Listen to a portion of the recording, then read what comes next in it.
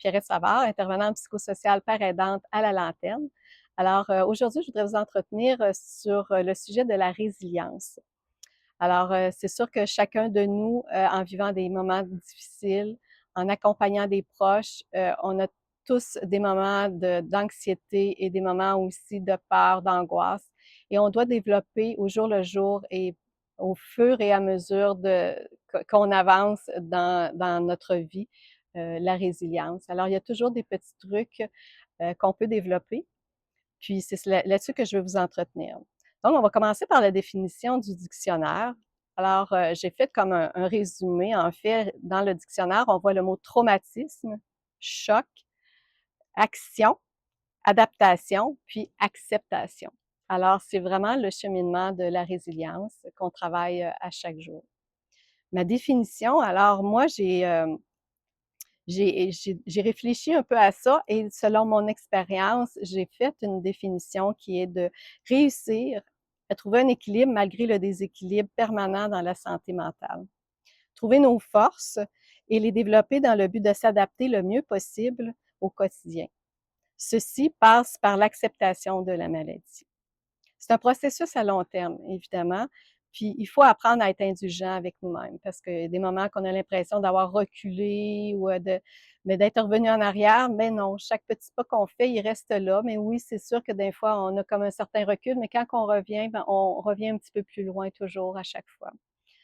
Euh, alors, dans mon cheminement, moi, j'ai trouvé des petits trucs. C'était de trouver un endroit pour m'exprimer. Alors, comme à la lanterne, c'est important. On peut s'exprimer sans se sentir jugé. On peut aller chercher de l'aide aussi médecin, donc on peut aller chercher de la médication des fois parce qu'on est vraiment dans un état de dépression, dans un état majeur là, de tristesse. Puis des fois, on a besoin de ça, un petit coup de pouce. Pour dormir aussi, quelquefois, on aura besoin. Donc, c'est pas tabou. C'est sûr que ça va chacun selon ses propres valeurs, mais je conseille pour ceux qui en ont vraiment besoin là, d'aller voir leur médecin. D'aller aussi au réseau de soutien comme l'organisme de la Lanterne, bien sûr. Il y a de la famille, des amis aussi qui peuvent être une bonne oreille. Les groupes de soutien, c'est important aussi. À la Lanterne, on les offre pour pouvoir discuter librement sans se sentir jugé.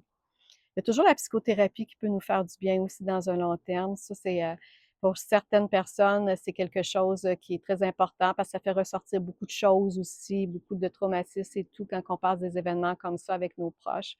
Alors, c'est quelque chose qui peut être intéressant à aller chercher. De l'information aussi, soit via des vidéos, de la lecture. Puis aussi, il y a toujours des sites comme le site, le réseau Avant de craquer, où il y a beaucoup de bonnes informations qu'on peut aller chercher pour connaître bien la maladie, puis apprendre tranquillement là, à pouvoir avancer avec ces connaissances-là, puis à s'arrêter aussi là, à trouver nos propres solutions qu'on a en nous. Puis des petits trucs au quotidien, en fait, pour alimenter une certaine joie, malgré les circonstances. En ce qui me concerne, alors c'est sûr que je donne mon expérience personnelle, mais chacun de vous a vraiment les outils en lui pour pouvoir le travailler tout ça, la résilience, et pour pouvoir travailler l'acceptation et passer à l'action dans tout ça. Alors, moi, ça a été de m'entourer des gens positifs. Alors, pour moi, c'était très important de faire ça, de dégager un petit peu quand c'était trop négatif, sans me sentir coupable, puis d'aller vers des gens qui étaient plutôt positifs dans leur façon de voir la vie et de cheminer au jour le jour. Il y a aussi, pour certains, comme pour moi-même, mais pour plusieurs aussi que j'ai vu, c'était la prière ou la méditation, marcher, prendre un bon bain. Ça peut être aussi juste aller sur le bord de l'eau, prendre un café, écouter les oiseaux. Alors, c'est des choses quand même assez simples qui nous sort un petit peu de ce marasme qu'on vit au quotidien, des fois à la maison même. Donc, de faire des petits gestes comme ça au quotidien, c'est très aidant. Chaque personne a ses propres intérêts et compétences, puis l'important, c'est de vouloir les cultiver. Puis tout ça, l'important, c'est le but dans tout ça, c'est de réussir à se mettre en action, parce que l'action, c'est le début de l'équilibre. Alors, c'est sûr que action, j'ai fait un acronyme. Donc, le A de action, c'était accueillir chacun de nos de nos tristesses avec indulgence et se permettre de s'isoler dans un oasis de douceur et de nous laisser vivre nos émotions humaines dans le respect de soi.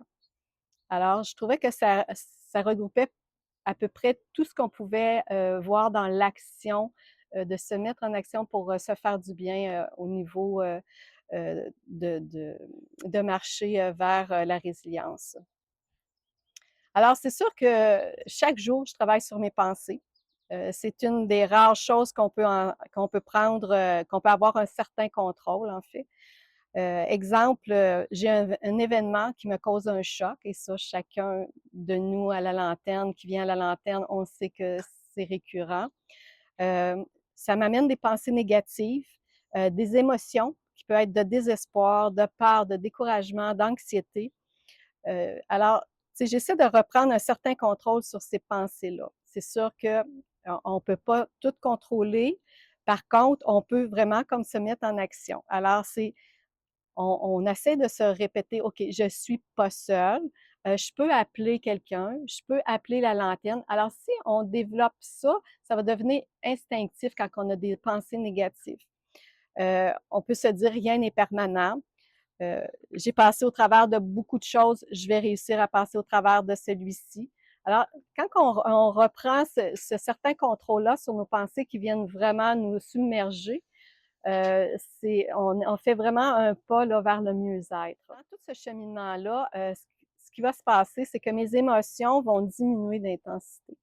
Alors, elles disparaîtront pas complètement. C'est sûr qu'on n'a pas de baguette magique, mais elles deviennent plus vivables. Puis cela, ça nous aide au quotidien à atteindre un certain équilibre de vie. Bon, c'est pour terminer, c'est sûr que lorsqu'on est dans une situation de crise, qu'on a de la difficulté, avoir le moment où ça ira mieux, qu'on voit peu de lumière au bout de notre tunnel, ben ici, je ne veux pas vous faire la morale, c'est certain, parce que on est toujours dans des montagnes russes. Euh, Mon expérience, par contre, me permet de vous partager lorsqu'on est, on est dans des moments plus favorables. L'important, c'est vraiment de se dire, OK, là, ça va mieux, j'ai un certain répit, je vais emmagasiner des petits bonheurs au quotidien. Alors, on profite de ces moments-là pour vraiment aller chercher des gens positifs, des sorties ou des choses qui nous font du bien vraiment pour les emmagasiner le plus possible.